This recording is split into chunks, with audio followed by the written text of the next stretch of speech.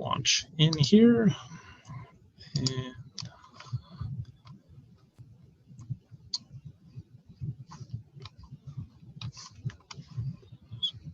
go in here. Okay, so let me just confirm you're seeing the presentation in full screen? Yep, we see it. Okay. Yeah, so greetings from South Bend, Indiana, a city where we've gotten rid of all of our minimum off-street parking requirements. So in no district or for no use is parking required. You don't have to provide any parking, no questions asked.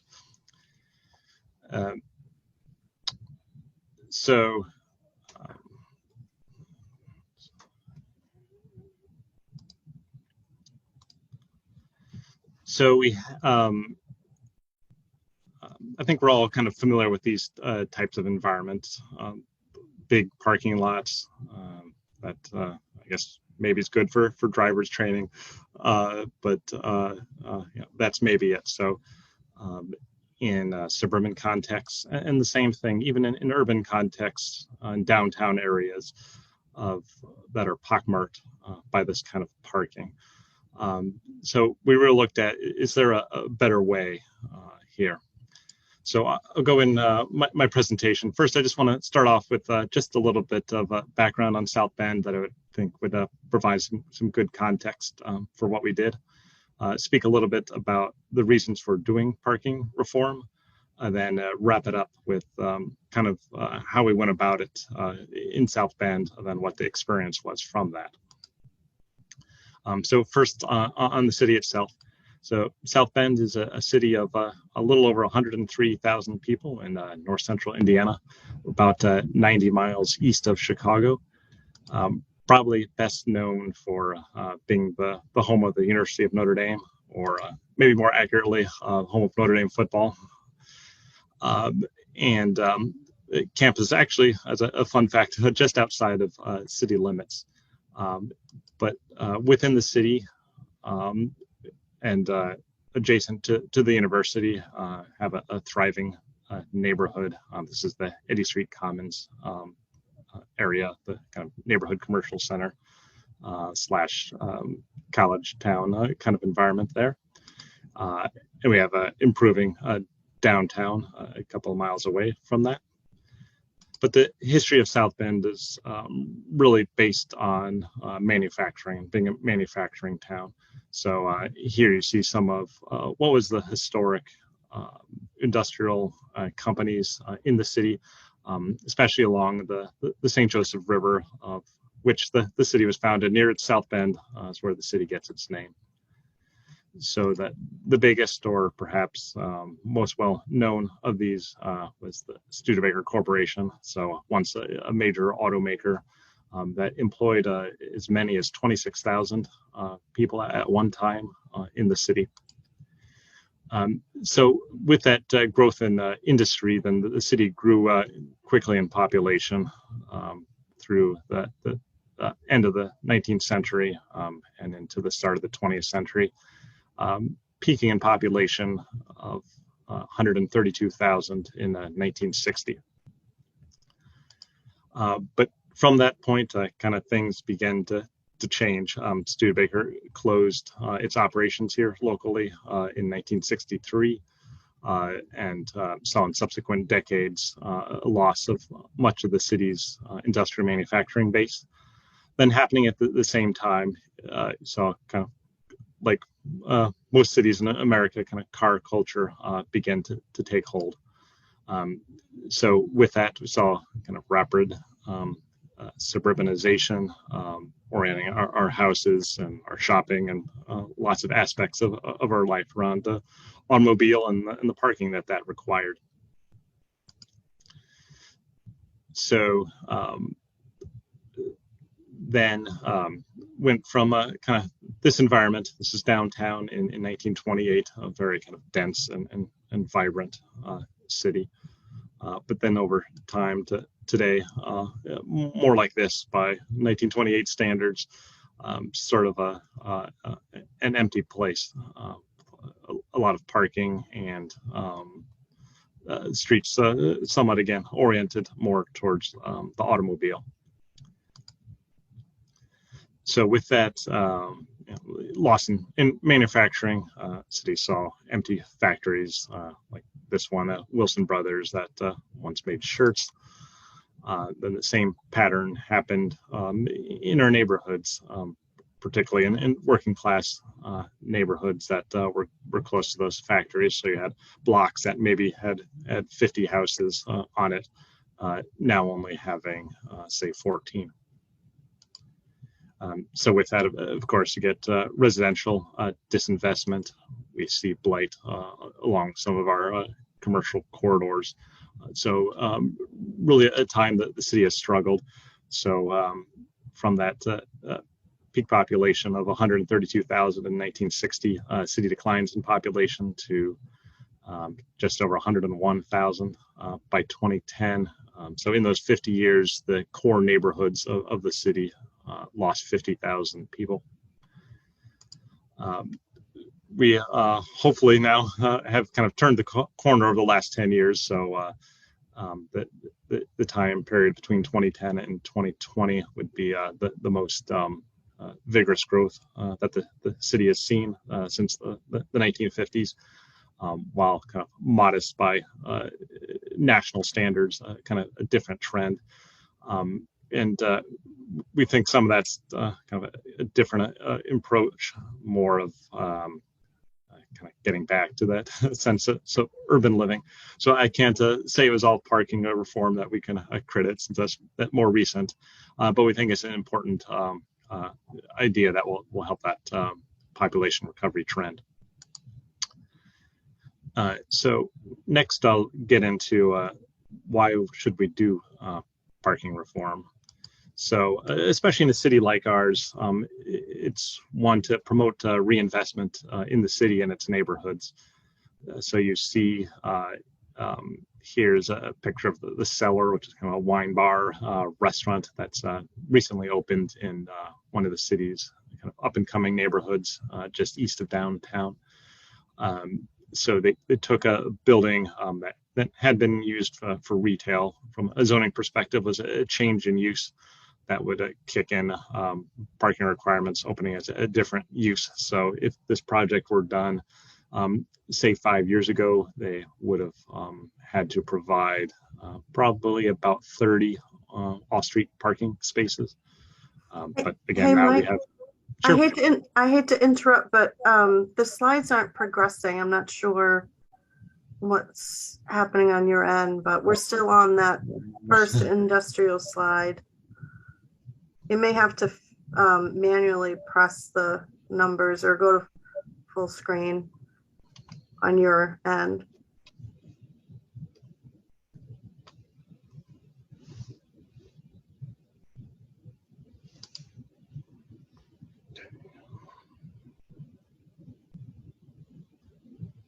That's the one that we've been seeing, is that one right there.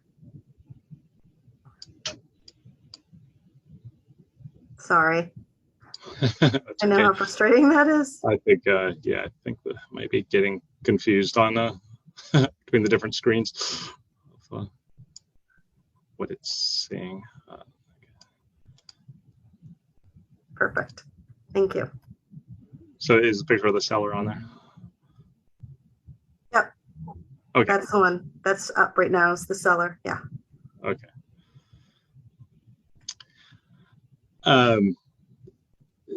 Yeah, I probably missed all the good stuff here. Which was the last one you saw? Maybe I'll just tick through those real quick. It was the map of the city, the industrial area that you were talking about. So you're stuck on this one. Okay. So here is the pattern of growth, population wise. Here's the city in 1928. Then what it looked like by 2020. The neighborhood fabric fraying there, and then the impacts of that, then the population chart after that. So in terms of promoting reinvestment, then just make sure you're seeing it advanced okay here. This is this is a building on Western Avenue in the city. So this was it's a street that runs through some of those working class kind of factory neighborhoods.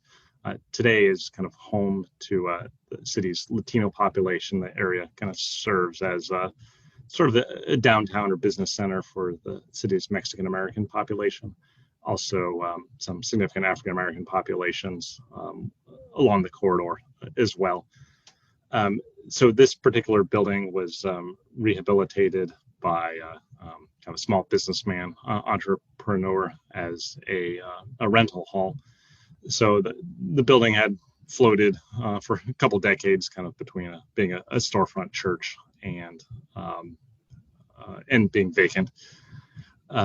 So under the old ordinance, especially with a kind of assembly type use that a rental hall would be, this building actually would have required, I think it was over 200 off-street parking spaces, which for its size is fairly ridiculous. But it's also an area that people would walk to here. Also one that has on-street parking available in the area. With some of the population loss, kind of joke that some of our streets could actually use more cars parked on it for the traffic calming effects of that. But wanted to use it as an illustration here of like what's the practical effect of the zoning ordinance requirements. So in this kind of environment, the entrepreneur could provide those 200 parking spots, but would have had to buy most of the rest of the block, tear those buildings down, develop the new parking with drainage, and at that point he's probably several $100,000 into it before even getting to the business or the building itself, which in an area that's kind of marginal from an economic perspective it's never going to happen. You can say, of course, well, maybe you can just go get a variance for that, and that's something that the city would support to reduce or eliminate the parking requirement. But still, these aren't kind of what you think of as your kind of big money developers in these neighborhoods working. So people won't be sophisticated to that level, or they'll feel like, okay, well, I've paid the filing fee, which maybe a couple $100 for this, and then I'm hiring a lawyer or a land use consultant, and I end up paying a couple $1,000s for that. And then all that gets me is kind of the uncertainty of the public hearing process, where maybe the hearing is about parking, but neighbors could bring whatever their beef happens to be for it. And the practical effect of that is the project is probably just abandoned, and it never happens at all. And I'll note, like even on the variance side, we started to see these requests kind of commonly, and wanting to see that kind of investment in the neighborhood. The staff would always recommend that the variance be granted, and that typically the Board of Zoning Appeals here would follow that request. But it got to be a point of, if every time somebody asked to waive the rule, that the rule was waived, then is it really a rule? So if we weren't going to enforce minimum parking anyway, then kind of why have the rule on the books? So another reason then for parking reform would be to support affordable housing. So you see on the screen, hopefully, here a couple of a pair of new duplexes being built on long vacant lots just west of downtown. They're being built without any parking, at least to start here. So as maybe you've covered already, but the cost of parking is always included in the cost of housing. and that's whether the parking is needed or not. And we'll in a city like ours see different kinds of projects, affordable housing projects or student housing projects where students primarily will walk or bike. So really very little need for large parking areas. But at the same time, you might have more luxury type housing or ones in more suburban contexts where that parking is needed. But a parking number, the ordinance can kind of never really figure out the kind of project and the kind of context. So in effect, it always forces parking to be provided, even if there isn't especially a need for that. And the cost of that, which runs into thousands, is always going to end up being passed along in some form in that cost of that housing. And you see again here of plenty of on-street parking spots available. So another reason to support parking reform is to reduce auto dependency and its effects on climate change. The more parking that you provide, then the easier it is or more convenient it is to drive, which then the driving drives more parking and more driving. So that continues to happen. And then there's obviously the pollution from the use of the automobile, but then there's also the excess pavement. Again, the parking that never gets used here, that creates urban heat island effects. The runoff from the parking lot itself, from oils from the parking lots, salts in the wintertime that then end up in the waterways.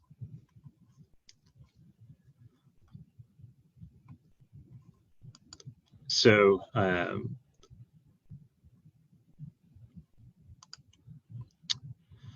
another reason then for doing the reform is to discourage what's low value use of land. So this is kind of a fiscal impact to the city question. So let me jump back. So we had Urban 3, who is a kind of an urban analytics company, look at the city, and they determined on a per capita basis there is about 1,000 square feet of building for each resident of South Bend. But then there's nearly 900 square feet of parking and driveway areas and about 800 square feet of streets. So while those uses have a sort of similar amount of space that they take up on the land, the fiscal impact is much different of especially here in Indiana, governments are financed heavily based on property tax, and what generates value for property tax. Your property tax base is based on buildings. So had one point at the time of this analysis, $1.1 billion in assessed value was based off of buildings. The streets, $460 million, but of value. But you can see there's a liability as you have to maintain that.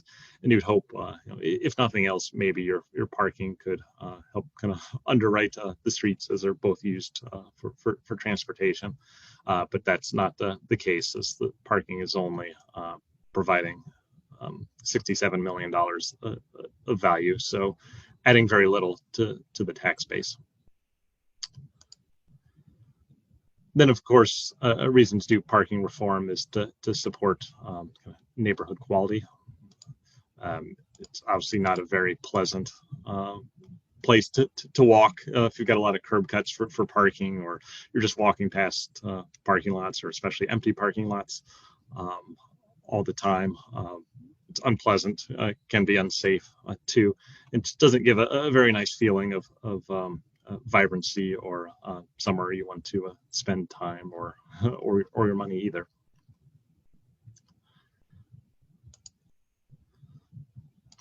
Then when it comes down to it, the parking ratios in your ordinance are wrong, and like, why is that? It's because they're always wrong. So what you see on the screen, this is out of the 1965 ordinance here in South Bend that created kind of comprehensive off-street parking requirements. So as we talked a little bit earlier on, that housing, it depends on the context and the kind of consumer. So similarly, like a restaurant, you may have a popular restaurant, certain restaurants that are popular at different times of days, but the ordinance can't discriminate. But among those, it's just a restaurant. And then the parking calculations most cities use, usually they're just borrowed from other places, and they have some of their origins in parking studies from like the 1950s and 1960s and for suburban contexts. So in a lot of places, they're inappropriate anyway. So is 5 parking spaces for each alley in a bowling alley. Is that really appropriate or not? Or you have for here for the number for the colleges, where you've got an advanced equation that you need to do to figure out the parking. So what we're really counseling then is to use a market-based approach to providing parking of to say property owners have the choice, as each property owner will have the best sense for their particular use of the property, of what they need to provide. So it sounds a little bit silly to say, but I think that sometimes the first reaction people have to saying we're going to eliminate the off-street parking requirements is they think you're like banning parking. Like, you're still allowed to provide parking. It's just the government is no longer mandating that you provide a certain number of spots. So if I would imagine Bangor is similar to South Bend and most communities in the United States, where there's a fairly low tolerance for walking very far to any restaurant or business or any other use, except for maybe in the very most walkable portions of the community. So there's still a market incentive for some parking to be provided for resident or customer convenience that's kind of nearby. So as an example of this, the city recently saw a new Trader Joe's grocery store open up here. Again, by ordinance, they would not be required any parking, but actually have a fairly sizable lot here. But the point is the business owners or residential developer or whoever it is there would provide kind of exactly the number of spots they might need. But no more beyond that. So then we'll turn to the third part here of kind of the process we went through in South Bend to eliminate off-street parking minimums. It was kind of a 3 to 4 year process to kind of start to finish. And what we did was kind of hack away at those parking requirements until it was finally eliminated. So even back to that 1965 ordinance that added off-street parking requirements here in the city, that did not require any parking downtown. So some of those parking lots you saw in the aerial pictures I showed was, I guess you could chalk it up to more of a sort of cultural thing. It was never a legally required use. So that provides a model for sort of one way to go at the parking, getting rid of the parking requirements, is to eliminate off-street parking by district. So in 2017, the city eliminated off-street parking requirements from a second zoning district, one that covered kind of the traditional neighborhood business districts in the city.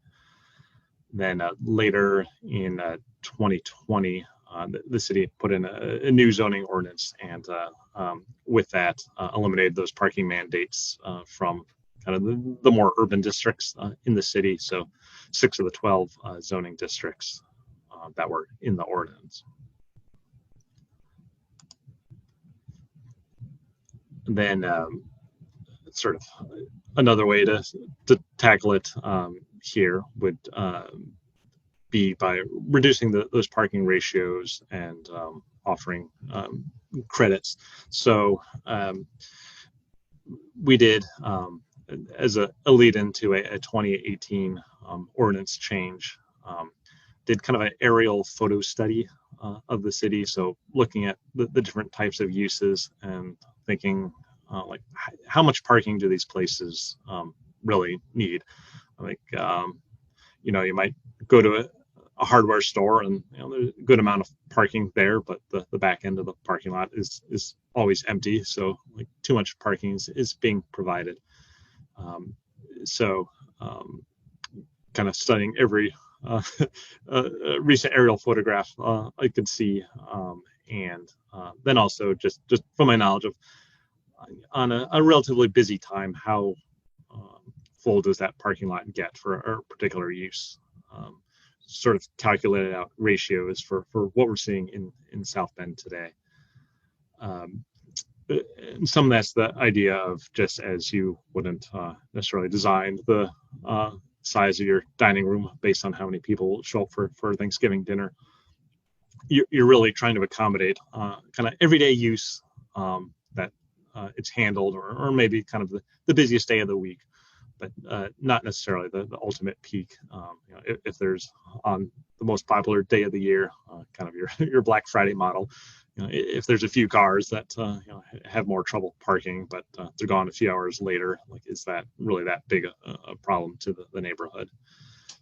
So what we found by doing that analysis, it varied by the use, but overall the parking ratios, so the number of spots required, was probably was around double the actual use for most uses in the ordinance.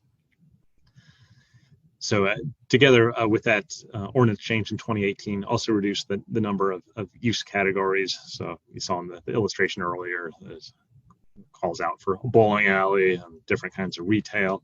Thought that was really just complex from an administrative standpoint. So we reduced the number of uses from 53 down to 11. Then another way to tackle this that we did along the way too is not only can you eliminate parking from the certain district, but eliminate parking for certain types of uses. Like we had, for instance, a utility use, and I don't know that really the parking demand for an electrical substation is really going to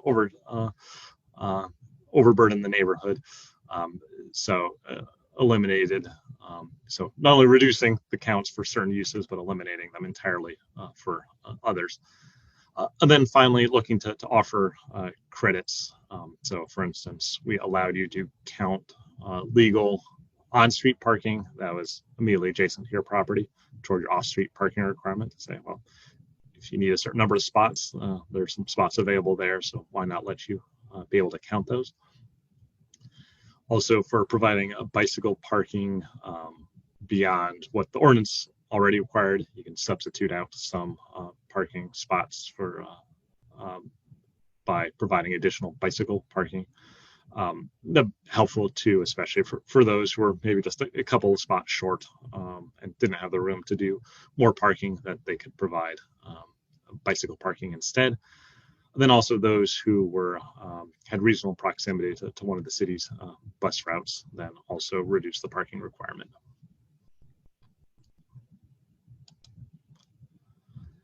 Then in 2021, we took the final step then of didn't see any issues with those changes along the way. So went ahead and repealed all parking requirements again. So for all uses, all districts, you don't have to provide any parking. You don't have to do a transportation study or anything else like that. No questions asked. We'll point out that doesn't mean that there's not standards. So for any parking you do provide, you still have to meet the standards within the zoning ordinance. So for kind of paving materials, for the size of the spaces, the the width of the driving aisles, the design and quantity of ADA spots for the disabled. You still got to provide your drainage, still provide your landscaping.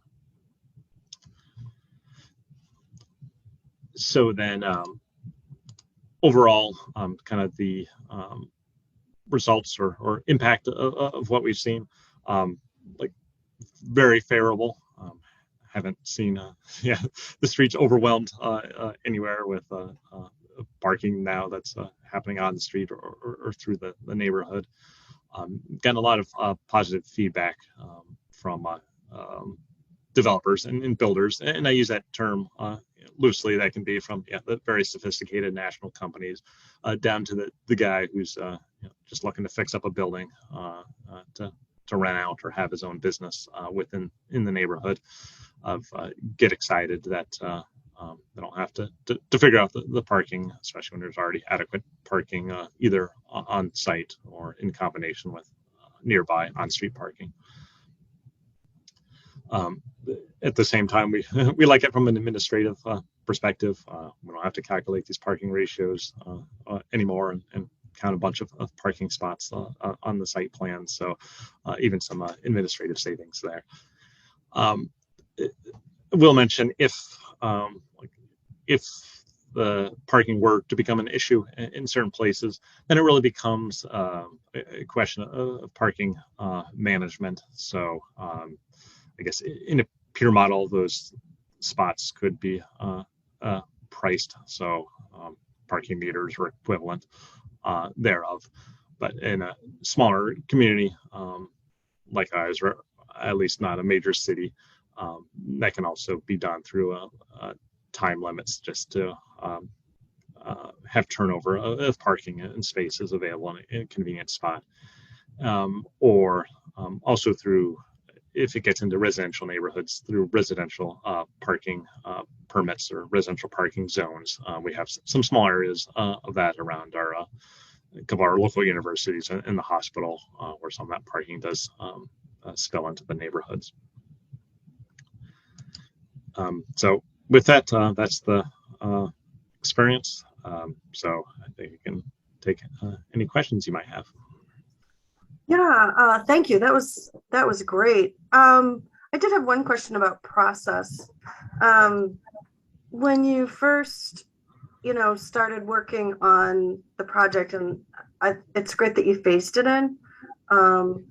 But did you get a lot of concerns from folks and chief elected officials or public at large? Yeah. Yeah. I don't know. Perhaps surprisingly, I've never had much pushback on the citizen side. Uh-huh. From the elected officials side, the arguments about the reinvestment in the city and its neighborhoods, and we kind of joke around sometimes that South Bend is like 1/3 college town and 2/3 Rust Belt city.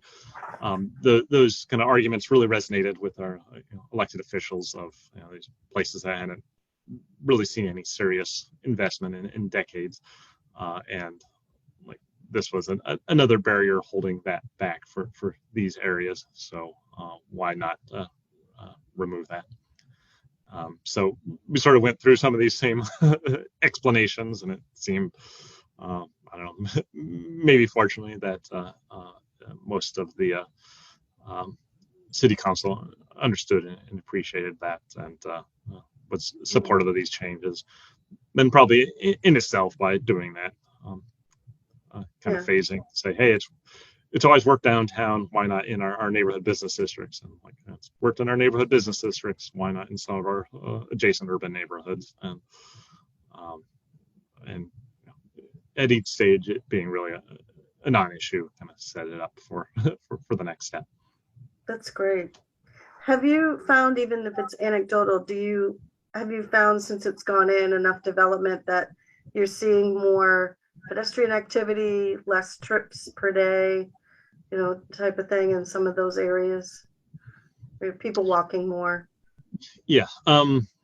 Yeah, but I don't have a long enough experience to show, in a real direct way. Yeah, anecdotally, we can certainly show that it supports sort of that walkable or the more urban environments that kind of drive the value in the city too of Right.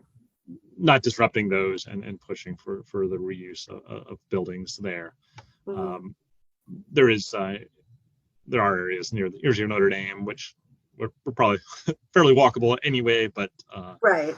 Right. with some of these changes, we've seen that continue to be supported and expanded kind of in geographic reach of those areas. Right. I mean, it'll be interesting to see that, over time, how pedestrians move through the area. Because if it's easier, if you live in a downtown neighborhood, it's easier to walk to get there than to drive and park. You might find more people walking to getting things and doing things. Anya, did you have any questions? I don't. You took my question, so that was what I was going to ask. Sorry. Yeah, no, it's okay. Does anybody in the our attendees, does anybody have any questions or comments? You can just raise your hand if you do. You can use the raise hand function at the bottom of your screen, and Anya can move you over. Maybe, and while people are thinking, I think that's sort of a good point, especially in the more urban contexts. These are sort of reinforcing or a kind of a positive feedback loop of if you lose half or 2/3 of the buildings to parking lots, then it doesn't create a nice place, and then people don't want to be there. Or in this case, hopefully we're seeing the opposite of it's enough parking to be convenient for people, but not so much as to sort of destroy the place. So you see reinvestments, and as those places become more comfortable and more walkable, and more people are walking around, then other people feel more comfortable walking around, and we'll go longer distances, and then hopefully over time you see some of those parking lots in those areas disappear as we see kind of a reurbanization of the city.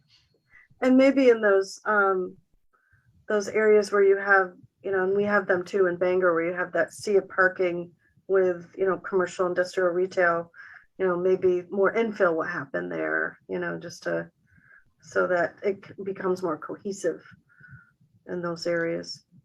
Yeah, and I can't credit the parking reform, but I think we've started to see, interestingly, here some more kind of outlot type development in those bigger suburban contexts that long been big parking lots of I don't know if you can call it suburban infill, but getting, even though they're still fairly auto-oriented uses, but kind of filling in a bit there, which has some right. Well, Anya managed a walk audit. I don't know if you know the walk audit program with the AARP, and we found that there were people that, the sort of that large scale shopping area, mall area, large retail, that there were people that actually walk to commute to jobs out there. And we are seeing a little bit of sort of outlot, lots that are closer to the street with the mall behind them.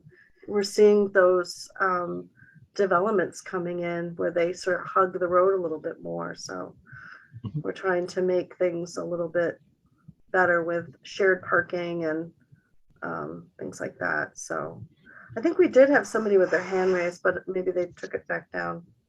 Anne, did you have a question?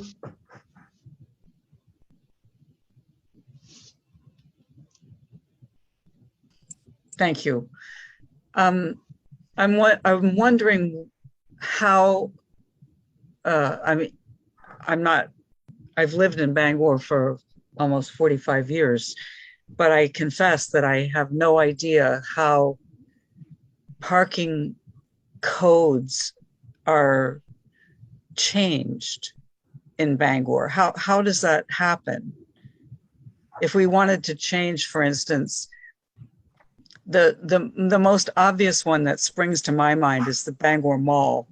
where, the mall itself is practically dead, although there's a certain effort going on to relocate craft type of things and places where people can gather rather than shop.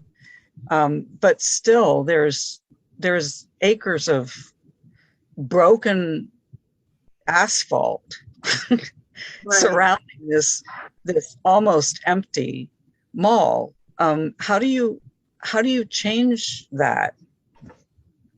Well, I mean, from Bangor's point of view, I mean, it's private property that's owned, that you're seeing in that sort of derelict portions around the mall.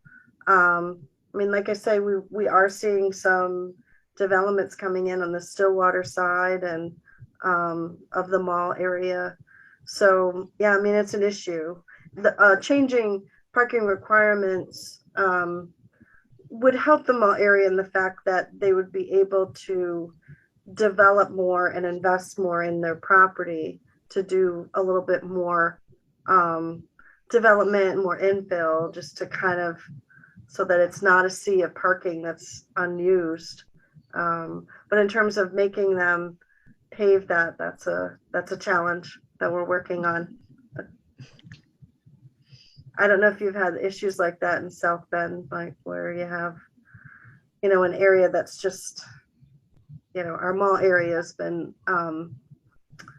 the parking lot around it is in really bad shape, and, we're trying to work with the owner to fix it up. Yeah, probably not that exact case. Our sort of larger mall that was in the city limits, did die and got redeveloped into a sort of strip center. Oh, it did. So it's destination retail kind of thing. Just kind of big box. Yeah. All right. Retail. So the major indoor mall that had your kind of normal roster of department stores. Right. Then redeveloped as a Target and a Kohl's and some inline stores. Yep. Yeah, it's funny. That type of retail that we have is still going strong in Bangor, but the mall building itself is underutilized for sure. Any other comments, Anne, or anybody else want to ask a question or give a comment? Thank you for taking my question. And it's such a for somebody who's not a city planner or involved in any way in this type of city regulation making, it's a big mystery how things get done. In fact, there have been some efforts in Bangor over the past 30 years to improve the walkability of downtown and make it a more customer-friendly space, with the trees along the sidewalk and a few benches, and the effort around the parking garage plaza there that's still ongoing, that's kind of been delayed because of the pandemic, I guess, where the buses terminate from, and Our terminal. Yep. Yes, right. And a lot of that, the gardens in the little park between Central Street and Franklin Street, and the other one on the other side, they're really, it's really nice. And although the parking, sometimes people complain about it, it's really downtown, the parking really isn't bad. Right. Yeah, no, it's true. And I think that's one thing that, cities can do to really help the situation, along with reducing parking requirements in our codes, is, those investments in infrastructure, we call it, like the street trees and new sidewalks, just kind of keeping up with, making, kind of cleaning up our land, the right of way. And that, in turn, the investment happens on the private side and there's so many studies on that. When cities make those investments in their streetscape, in turn, the private side of the properties ends up investing as well. So. Well, thank you very much for having this presentation. It's very interesting. Well, we're happy that you made the time to come. Does anybody else have any questions or comments? Well, maybe what people are thinking of, jump back to your lead question from the city side.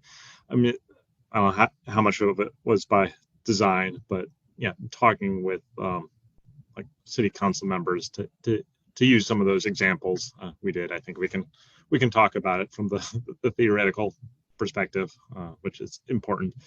But to go back to say, hey, look, here's someone looking to invest in an area that hasn't seen much investment.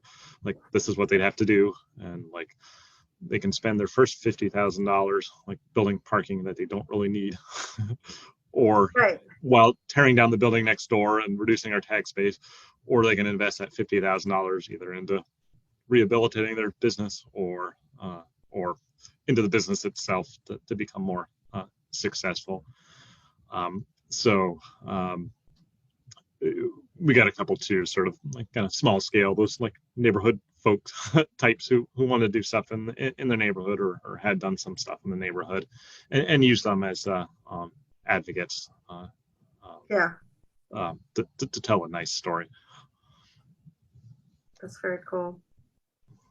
And maybe I hope it came across, but sort of want to summarize here. It seems sort of like no matter what the ordinance is, it always delivers too much parking.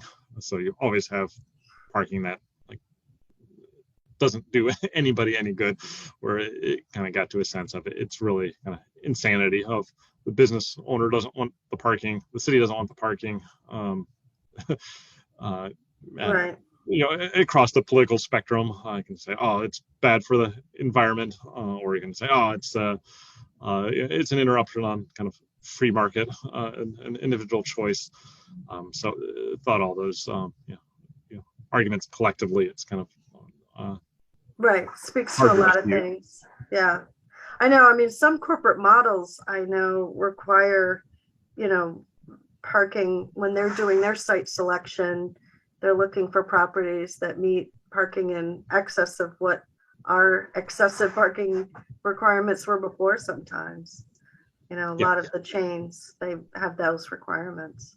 And that probably will continue to happen some of, and some of the, probably more in the suburban context, but we do ask from time to time, like, why do you have so much parking here? We see some of the small box retailers, so here kind of Dollar General, Family Dollar type stores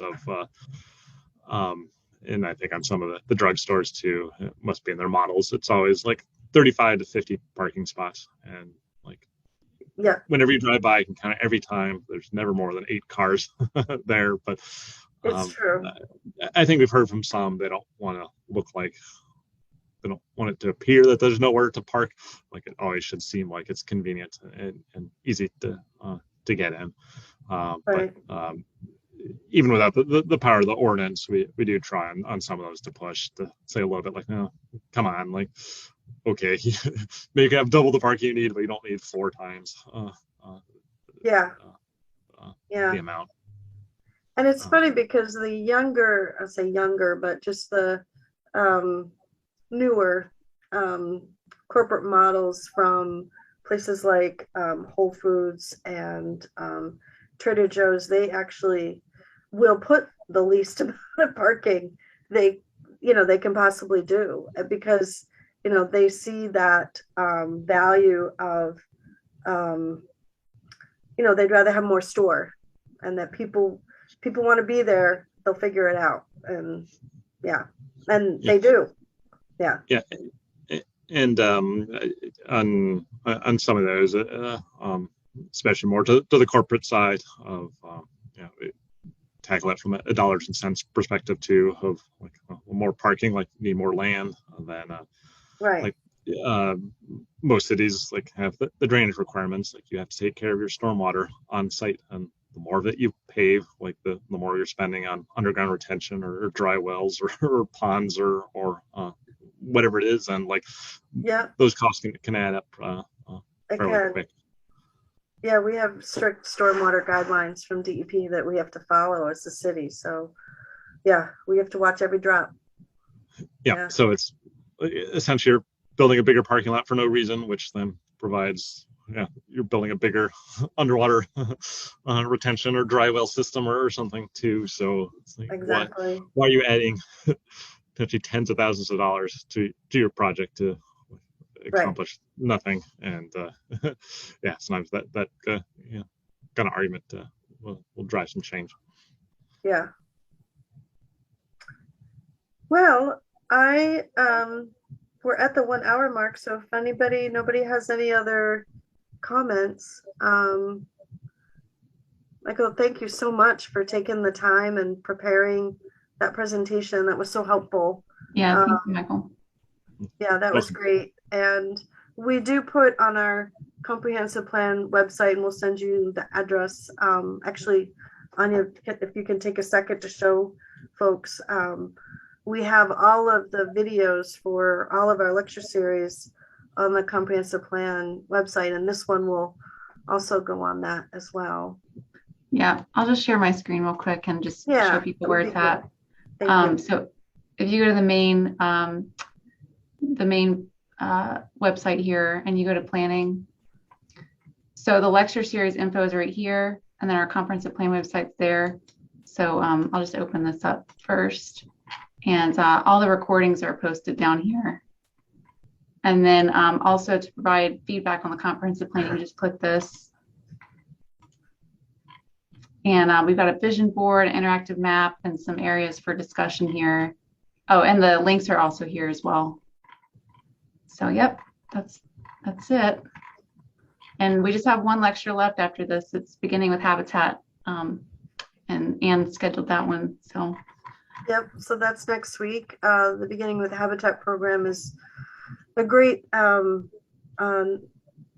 sort of log of all of our natural resources in Bangor. So we're pretty excited about having the state come and talk to us about that. So, all right. Well, good night, everybody. Thank you again, Michael. I really appreciate your time and efforts. Yep. Happy to do it. And let me know if you need any further help along the way. I'm sure I'll be calling you. Thanks, everybody. Have a good night. you too.